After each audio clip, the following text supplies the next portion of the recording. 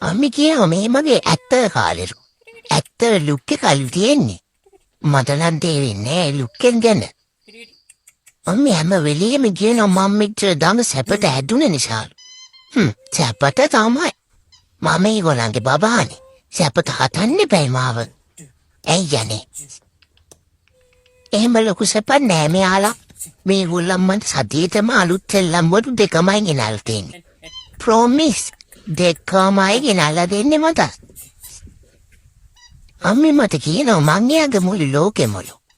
ලෝකෙම නම් එන සෙල්ලම් බඩු 4ක් වගේ ගෙනල්ලා දෙන්නේ බෑ සතියේට. නැද්ද මං අහන්නේ? ටබි ටබි ටබි ටබි ටබි